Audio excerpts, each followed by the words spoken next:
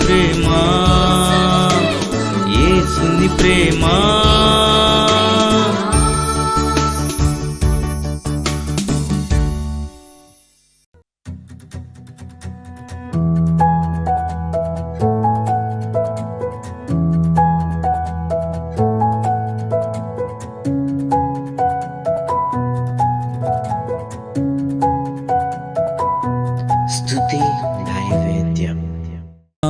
రాసిన మొదటి పత్రిక 2వ అధ్యాయము 12వ వచనము చదువుతాను చూడండి. చిన్న పిల్లలారా అనే ఒక మాట ఉంది. చిన్న పిల్లలారా, ఆయన నామమును బట్టి మీ పాపములు క్షమించబడినవి గనుక మీకు వ్రాయిచున్నాను. చిన్ని ప్రార్థన చేసుకుందాం. కృపగలిగిన మా తండ్రి, నీ వాక్యము ద్వారా నీ ప్రజలందరితో మీరు మాట్లాడమని, నీ దైవజనుడిని మరుగు చేసి నీ ఆత్మచేత సంధించి నోటికి మాటలు అందించి నాలుకను వశపరుచుకొని పుట్టుము వేయబడిన నీ బంగారు మాటల ద్వారా ప్రతి హృదయాన్ని కదిలించమని యేసు నామమున ప్రార్థన చేయుచున్నాం తండ్రి, ఆమెన్. చిన్న పిల్లలారా అని ఇక్కడ మొదలుపెట్టాడు. తర్వాత 13వ వచనం చూస్తే తండ్రులారా అన్నాడు. ఈ 13వ వచనంలోనే మరొక మాట యవ్వనస్తులారా అన్నాడు. ఈ రోజున మానవ జీవితంలో, ప్రతి మనిషి జీవితంలో కొన్ని దశలు ఉంటాయి. చిన్నపిల్లలు అనే మాటకు ముందుగా పుట్టిన పిల్లల్ని ఏమంటారండి? పుట్టిన పిల్లల్ని ఏమంటారు? శిశువులు అంటారు కదా. పేతురు రాసిన మొదటి పత్రిక 2వ అధ్యాయంలో 2వ వచనం చదివితే, సమస్తమైన కపటమును, వేషధారణను, అసూయను, సమస్త దూషణ మాటలను మాని, చూడండి ఇక్కడ ఉంది, క్రొత్తగా జన్మించిన శిశువులను పోలిన వారై. చిన్న పిల్లలకు ముందు ఉండే దశ ఏంటంటే శిశువులుగా ఉండే దశ. పుట్టిన పిల్లల్ని ఏమంటారు? శిశువులు. మనము కూడా ఎప్పుడైతే బాప్తిజం పొంది రక్షణ పొందుతామో మనం ఏ అనుభవాన్ని పొందుకున్నట్లు? క్రొత్త జన్మ అనుభవాన్ని పొందినట్లు. అందుకనే మనము రక్షణ పొందిన క్రొత్త వారం అయితే మనం ఎవరు అండి? శిశువులము. అయితే మనము ఆత్మీయమైన స్థితిలో ఎలాగున్నాం, ఏ దశలో ఉన్నాం, ఈ దశలు ఏంటో అనేది ఈ రోజున వాక్య సందేశం. శిశువులను ఏం చేస్తాం చెప్పండి? పాలు ఎవరు తాగిస్తారు? మనమే తాగిస్తాం. వాళ్ళకి ఉయ్యాలు కూడా వేస్తాం కదా. ఉయ్యాలు వేసి ఏం చేయాలి మనం? వాళ్ళకి నిద్ర రావాలంటే జోగు కట్టాలి. పుట్టిన వాళ్ళని అత్మాన ముద్దెట్టుకోవడం, వాళ్ళు ఏడిస్తే అన్నం తినిపించడం, చక్కగా గోరుముద్దలు తినిపించడం, లేక పాలు తాగిస్తారు వాళ్ళని కదా. పాలు అస్తమాన వాళ్ళకి వాళ్ళు అడగకపోయినా ఏడ్చేటప్పటికి ఆకలేస్తుందట పిల్లకి అని చెప్పి పాలు తాగిస్తారు. అన్నీ కదా. మొత్తానికి అది శిశు దశ. నిజంగానే ప్రభువుని నమ్మిన క్రొత్తలో మనం అలాంటి వాళ్ళమే. దేవునికి స్తోత్రం చెల్లిద్దాం. చర్చికి రాగానే బైబిల్ వాక్యం టక్కున అందరికి సీనియర్స్ తీసేస్తూ ఉంటుంటే కొత్త వాళ్ళు ఏమనుకుంటారు? మనకేంటి రావట్లేదు అనుకుంటారు. పాపం కొరింది అంటే ఆది కాండంలో ఎదుగుతారు, ఎక్కడంటే అక్కడ ఎదుగుతారు. ఈ దశ అనేది ప్రతి వారికి ఉంటుంది. మనం కూడా అలాంటి వాళ్ళమే కాదా? ప్రతి వాళ్ళు అలాంటి వాళ్ళే. కానీ ఆ దశను మనం చాలా తొందరగా విడిచిపెట్టి చిన్న పిల్లలారా అనే దశకు మనము త్వరగా వెళ్ళాలి. మరి పాలు తాగే దశ ఎన్నాళ్ళు ఉంటుందండి? ఎన్నాళ్ళు ఉంటుంది? తీసుకొస్తారు కదా పిల్లల్ని, ఎన్నో నెలలు తీసుకొస్తారు ఇక్కడికి. దేనికోసం తీసుకొస్తారు? బలమైన అన్నం తినడానికి. అన్నప్రాసన చేయిస్తారు. ఎందుకంటే ఇప్పుడు దాకా పాలు తాగాడు ఈ బాలుడు, ఈ శిశువు, ఇక్కడి నుంచి బలమైన ఆహారం తినాలి. పాలు తాగేంత వరకు కూడా వాళ్ళు తల్లి మీద ఆధారపడి ఉంటారు. పాలు తాగి అది మానిన తర్వాత బలమైన ఆహారం తిన్న తర్వాత వాళ్ళ ఎముకలలో ఏమొస్తుందంటే ఒక సత్తు వస్తుంది, బలం వస్తుంది. అప్పుడు ఏం చేస్తారంటే బోర్లా పడటం, తర్వాత నెమ్మదిగా కూర్చోవటం. కూర్చున్న వాళ్ళు ఏం చేస్తారు? నిలబడతారు. నిలబడిన వాళ్ళు ఏం చేస్తారు? పరిగెడతారు. పరిగెట్టిన వాళ్ళు ఏం చేస్తారు? మనకి దొరకకుండా పరిగెడతారు. దేవునికి స్తోత్రం చెల్లిందాం. చిన్నపిల్లల్ని పట్టుకోగలమా? ఎందుకు? వాళ్ళు ఆడుతుంటుంటే మీరు పట్టుకుంటూ చూస్తాను. నిజంగానే బాల్య దశ అనేది మొదట బైబిల్ తీయటం, ఇదేంటి, అది ఎక్కడ ఉంది, మొదట ఏం అర్థం కాదు బైబిల్ అనేది. వాక్యం చెప్పేటప్పుడు కూడా క్రొత్త వాళ్ళకి చాలా క్రొత్తగానే ఉంటుంది, ఏదో అర్థం కాదు, పూర్తిగా వినలేరు, పూర్తిగా వినడానికి కూడా ఆసక్తి ఉండదు చెప్పాలంటే. కానీ కొద్ది రోజులకి పాలు విడిచిన తర్వాత ఇక్కడ పరమాన్నం తినిపించిన తర్వాత ఏంటి పిల్లల సంగతి? నెమ్మదిగా పలావ్ తెచ్చుకున్నది కొద్దిగా ముద్ద పెడతారు, ముద్ద తర్వాత కక్క పెడతారు, ఇంకా కక్క అంటారు అంతే. వాళ్ళు చిన్న పిల్లల దశ అనేది మనము నేర్చుకునే దశ. కూర్చోవడం నేర్చుకుంటాం, కూర్చొని ఇలా పడిపోతుంటుంటారు, మళ్ళీ కూర్చోబెడితే కొన్నాళ్ళకి వాళ్ళకి ఆ శక్తి వస్తుంది. నిలబడతారు, నిలబడి పడిపోతూ ఉంటుంటారు. అలా నిలబెడతా ఉంటుంటే నిలబడే శక్తి వస్తుంది. నిలబడే వాళ్ళు కొద్ది రోజులకి నడిచే శక్తి వస్తుంది. అలాగే మన ఆత్మీయమైన జీవితంలో కూడా ఇక్కడ అన్నాడు, చిన్న పిల్లలారా అంటున్నాడు. చిన్న పిల్లలు అలాగే ఉండరు, కానీ కొద్ది రోజులకి చాలాసార్లు పడిపోతారు. పడిపోయి ఇంకా పరిగెత్తడం చక్కగా నేర్చుకుంటారు. అస్తమానం ఇంకా పడిపోరు వాళ్ళు. దేవునికి స్తోత్రం చెల్లిందా. మనం అనుకుంటాం వీళ్ళు పడిపోతారేమో, ఇది చేస్తారేమోనని. కానీ వాళ్ళకు కూడా ఏమి ఇస్తాడు దేవుడు? ఎదిగే కొద్దీ జ్ఞానము ఇస్తాడు.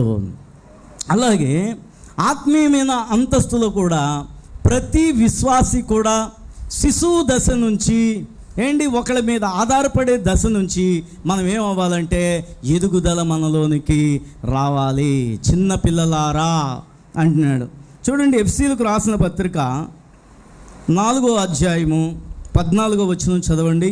ఇక్కడ అంటున్నాడు, మనమిక మీదట పసిపిల్లలమై ఉండి మనుషుల మాయోపాయముల చేత వంచనతోనూ తప్పు మార్గమునకు లాగు కుయుక్తితోనూ గాలికి కొట్టుకొని పోవునట్లు కల్పింపబడిన ప్రతి ఉపదేశమునకు ఇటు అటు కొట్టుకొని పోవచ్చు అలల చేత ఎగరగొట్టబడిన వారమైనట్లుండక ప్రేమ కలిగి సత్యము చెప్పుచు క్రీస్తు వలె ఉండుటకు మనం అన్ని విషయములలో ఎదుగుదాము. కొంతమంది పసిపిల్లలు ఎవరు అసలు ఆత్మీయ స్థితిలో అంటే ఈ బైబిల్ చదవటం ఇవన్నీ వచ్చిన తర్వాత కూడా కొంతమంది ఎలాగుంటారంటే గాలికి కొట్టుకుని పోయే పొట్టు వలె ఉంటారట. వాళ్ళు పసిపిల్లలు. గాలికి కొట్టుకుని పోయే పొట్టు వలె ఉండటం ఏంటి? ఎక్కడికైనా బోధకు వెళ్ళామనుకోండి, బోధ వినటానికి ఆ వాక్యంలో తప్పుడు బోధలు చేసినా గ్రహించలేని స్థితి. తప్పుడు బోధలు చేస్తారు తెలుసా? కొన్ని తప్పుడు బోధలు ఉన్నాయా లేదా? ఉన్నాయి. కానీ దేవునిలో చిన్న పిల్లలుగా ఉండేవాళ్ళు ఎవరు అంటే తప్పుడు బోధలు చేసినప్పుడు గ్రహించలేని వాళ్ళు. ఇక్కడ అంటున్నాడు చూడండి, మళ్ళా చదువుదాం. మనుషుల మాయోపాయముల చేత వంచనతోనూ తప్పు మార్గమునకు లాగు కుయుక్తితోనూ గాలికి కొట్టుకొని పోవునట్లు కల్పింపబడిన ప్రతి ఉపదేశమునకు ఇటు అటు కొట్టుకొని పోవచ్చు అలల చేత ఎగరగొట్టబడిన వారమైనట్లుండక అంటున్నాడు. చూడండి ఎన్ని మాటలు చెప్పాడు. కొంతమంది మనుషులు మాయోపాయముల చేత వంచన చేత కుయుక్తి చేత ఏదైనా చెప్పారనుకోండి, ఆత్మీయమైన స్థితిలో ఎదిగిన వారు అయితే ఆ కుయుక్తి మాటలు వినరు, కుయుక్తి బోధలు వినరు. అవ్వ దేని చేత మోసగించబడ్డది? అవ్వను సాతానుడు దేని చేత మోసగించాడు అంటే కుయుక్తి చేత. దేవుని మీదే చాడీలు చెప్పినప్పుడు అవ్వ నోరు మెదిపి దేవుని మీద ఎందుకు చాడీలు చెప్తున్నావు అని ఎందుకు చెప్పలేకపోయిందంటే చిన్న పిల్లలాగా ప్రవర్తించింది కదా. అందుకనే వాక్యములో మనం ఏమవ్వాలంటే ఎదిగిన వాళ్ళు అంటే ఏంటంటే ఎవరైనా చెడ్డ బోధ చేసినా చెడ్డ మాటలు చెప్పినా సరే కూడా వాటిని వినరు. దేవునికి స్తోత్రం చెల్లిందాం. పలానా వ్యక్తి అలాంటి వాడు అంటే కొంతమంది వెంటనే వినేస్తారు, కానీ కొంతమంది అలాంటి వాళ్ళు కాదు కదా అని ఆలోచన చేస్తారు. నిజంగా జ్ఞానం ఉన్న ప్రతి వ్యక్తి కూడా చిన్న పిల్లలాగా ప్రవర్తించడు. చాక్లెట్ ఇస్తాను రా అంటే ఎవరు వెళ్తారు? పెద్దోళ్ళని తీసుకెళ్ళగలరా? చాక్లెట్ ఇస్తాను రా అంటే పిల్లల్ని చాక్లెట్ ఇస్తాను రా అంటే వస్తాను అంకులు అంటే వెళ్ళిపోద్ది. నిజంగానే అలాగే చాలామంది కుయుక్తి చేత మనల్ని వంచన చేసి గాలికి కొట్టుకుని పోయే పొట్టు వలె చేస్తారు. అలాగా పొట్టు వలె నువ్వు వెళ్ళిపోతున్నావు అంటే నువ్వు ఇంకా చిన్న పిల్లల దశలో ఉన్నట్లు. అందుకనే దుష్టుల ఆలోచన చొప్పున ఏం చేయకూడదు, అలా నడవకుండా ఉండాలంటే నువ్వు చిన్నపిల్లలాగా ఉండటానికి వీలు లేదు. కుయుక్తి మాటలకు మనం మోసపోవడానికి వీలు లేదు. ఒకవేళ మీటింగ్లకు వెళ్ళండి అంటే వెళ్ళండి, కానీ తప్పుడు బోధలు వచ్చినప్పుడు వాటిని మీరు విసర్జించుకునే శక్తి మీకు ఉండాలి. వాక్యం వినటం వల్ల మనకేమొస్తుందో తెలుసా? యెహోవా యందు భయభక్తులు కలుగుతాయి. యెహోవా యందు భయభక్తులు కలిగిన వాడు ఏమవుతాడో తెలుసా? జ్ఞానవంతుడు అవుతాడు. ఏండి ఆ జ్ఞానం మనల్ని ఏం చేస్తుంది? పసిపిల్లలు లేకపోతే చిన్నపిల్లల మనస్తత్వం లేకుండా మనల్ని చేస్తుంది. చిన్నపిల్లలారా అంటే బాగా చిన్నపిల్లలని కాదు, ఆత్మీయమైన అంతస్తులో మనం చిన్నపిల్లలుగా ఉండటానికి వీలు లేదని అర్థం. ఇంకా చెప్పాలంటే తండ్రులారా అని ఉంది, 2 దశలు అయిపోయినాయి. 3వ దశ ఏంటి? తండ్రి దశ కాదు, అక్కడ తండ్రులారా అని మనం చదువుకున్నాం. తర్వాతదేంటి? యవ్వనస్తులారా అన్నాడు. చిన్నపిల్లల దశ అయిపోయిన తర్వాత, బాల్య దశ అయిపోయిన తర్వాత మానవ జీవితంలోనికి వచ్చే చాలా ప్రాముఖ్యమైన దశ, అందరూ ఇష్టపడే దశ ఏంటో తెలుసా? యవ్వన దశ. యవ్వనస్తులారా అని చెప్పి అక్కడ అంటాడు, యవ్వనస్తులారా మీరు బలవంతులు. ఆత్మీయమైన స్థితిలో శిశువులుగానే ఉండిపోవడం మంచిది కాదు. అన్నీ నేర్చుకోవాలి. నేర్చుకున్న వానికి జ్ఞానము కావాలి. తర్వాత మనం ఒక యవ్వన కాలంలోనికి అడుగుపెట్టిన ఒక యవ్వనస్తులు అనుకుంటే ఏంటి, యవ్వన కాలంలో చాలా ప్రాధాన్యమైన దశ అని ఎందుకంటానంటే, యవ్వనస్తుల్లో ఏముంటుంది చెప్పండి? శక్తి ఉంటుంది, బలం ఉంటుంది, జ్ఞానం ఉంటుంది, జ్ఞాపక శక్తి ఉంటుంది, అందం ఉంటుంది, అన్నీ ఉంటాయి. అందుకనే బాల్య దశలో ఉన్నవాళ్ళు కూడా తొందరగా యవ్వనస్తులు అయిపోవాలని చూస్తారు. మగోళ్ళైనా ఆడపిల్లలైనా. ఆడపిల్లలు ఏం చేస్తారో అద్దంలో చూసుకొని ఏంటి వాళ్ళ అమ్మ చీర కట్టేసుకుని ఇలా తిప్పేసుకుంటూ ఉంటారు. లేదంటే పెద్దోళ్ళలాగా అలాంటి కటింగ్లు ఎప్పుడు చేయించుకుంటానని కుర్రోళ్ళు అనుకుంటారు చిన్నప్పుడు పిల్లలు కదా. అయితే యవ్వన కాలం అందరూ ఇష్టపడేది. ఇంకా యవ్వన కాలం దాటనివ్వకుండా చూసుకుందామని చూస్తారు అందరూ. ఎందుకంటే ముసలోళ్ళు అయిపోవడం ఎవరికి ఇష్టం ఉండదు ఏంటి. కానీ యవ్వన దశ అనేది ఏంటి, నిజంగానే మన యవ్వన శక్తిని దేవునికి మనం ఇవ్వాలి. దేవుడు అంటాడు ఏంటి, నీ పూర్ణ హృదయంతోనూ, నీ పూర్ణ మనసుతోనూ, నీ పూర్ణ శక్తితోనూ నన్ను ప్రేమించవలెను. అంటే మన యవ్వన శక్తిని ఎవరికి దారిపోయాలి? దేవునికి. దేవునికి స్తోత్రం చెల్లిందాం. కొన్ని చర్చిస్లో ఇంజనీర్లు, డాక్టర్లు చదివిన వాళ్ళు కూడా ఏంటి, కొన్ని సంఘాలలో ఆ సంఘానికి ఎంత పరిచర్యలు చేస్తారో యవ్వనస్తులు. మన సంఘంలో కూడా చేస్తారు, నేను కాదనట్లేదు ఎప్పుడు కూడా. కానీ మీ యవ్వన జీవితాన్ని ప్రభువు కోసం ఏం చేయాలంటే అంకితం చేసుకోవాలి. దేవునికి స్తోత్రం. మీరు చదువులు మానేసి కాదు, ఏ పని చేసినా, ఏం చదువుకున్నా, ఏం జాబులు చేసినా సరే యవ్వన దశ అంతా కూడా దేవునికి కావాలి. దేవునికి స్తోత్రం చెల్లిందాం. నేను చాలాసార్లు చెప్తాను ఏంటి, యవ్వన కాలంలోనే దావీదు గొల్యాతుని చంపాడు. యవ్వన కాలంలోనే సొలొమోను ప్రపంచమంతా ఆశ్చర్యపోయే యెరూషలేము మందిరాన్ని కట్టాడు. ఏంటి, నేను నా సాక్ష్యం చెప్తాను. నేను 14-15 సంవత్సరాల వయసులోనే సభలకి కన్వీనర్ని. దేవునికి స్తోత్రం చెల్లిందా. అప్పుడు సంఘము లేదు, ఎవరు లేరు, మనుషులు లేరు. నేను ఒక్కడనే ఒక పనికుర్రోడిని తీసుకుని వెళ్ళి ఏంటి పోస్టల్స్ ఇక్కడి నుంచి యానం దాకా, జగ్గంపేట దాకా ఏంటి చుట్టుపక్కల పరిసర ప్రాంతాలన్నీ కూడా ఒక్క చర్చి కూడా వదలకుండా పొరుగు ఊర్లో కూడా చర్చిలన్నీ కనుక్కొని మరీ అంటించేవాడిని పోస్టల్స్. దేవునికి స్తోత్రం చెల్లిందాం. ఏంటి పాంప్లెట్లు పట్టుకెళ్తే ఇంక తిరిగి రావడం లేదు. ప్రొద్దుట వెళ్తే మళ్ళీ అర్ధరాత్రి ఎప్పుడో వచ్చేవాడిని. మళ్ళీ వ్యాపారం చూసుకుంటూ కూడా వెళ్ళేవాళ్ళం అలాగా. దేవునికి స్తోత్రం చెల్లిందాం. ఎందుకంటే యవ్వన కాలంలో దేవుడు నన్ను అలా వాడుకున్నాడు కాబట్టి ఈ రోజున అనేక మందికి ఆశీర్వాదకరమైన వ్యక్తిగా దేవుడు మార్చేశాడు. దేవునికి స్తోత్రం చెల్లిందాం. మన యవ్వన శక్తిని, బలాన్ని ఏం చేసుకోకూడదు, దాచుకోకూడదు కదా. కొంతమంది పని అంటే ఎలాగుంటారండి, సైడ్ అయిపోతూ ఉంటుంటారు. యవ్వనస్తులే ఇంకా పెద్దోళ్ళే మోద్దాం అనుకుంటారు కొన్ని పనులు కదా. నీ యవ్వన బలాల్ని దాచుకోకు, దేవుని కోసము ఉపయోగించు. ఏంటి, యవ్వనస్తులారా మీరు ఎవరు అన్నాడు? బలవంతులు మీరు. ఆ బలాన్ని ఏం చేస్తావు కదా. కొంతమంది కండలు పెంచుతారు, అలాగ అద్దంలో చూసుకోవడానికి కాదు నీ కండలు, దాన్ని కరగబెట్టు దేవుని కోసం. నిజంగానే మన యవ్వన బలాన్ని దేవునికి మనం సమర్పణ చేయాలి. ఈ రోజున యవ్వనస్తులు ముసలోళ్ళ కంటే అలసిపోతున్నారు, అదేంటో కానీ ఏంటి ముసలోళ్ళకున్న బలం కూడా ఎందుకు ఉండట్లేదంటే నువ్వు దేవుని పనికి నీ శక్తిని దాచుకోవటానికి నువ్వు ఇష్టపడుతున్నావు, కానీ నీ శక్తిని దేవునికి ఇవ్వటానికి ఇష్టపడు. నీకు నూతన బలాన్ని దేవుడు నీకు ఇస్తాడు. దేవునికి స్తోత్రం చెల్లిందాం. ఆడపిల్లలైనా మగపిల్లలైనా సరే యవ్వనులు దేవునికి అవసరము.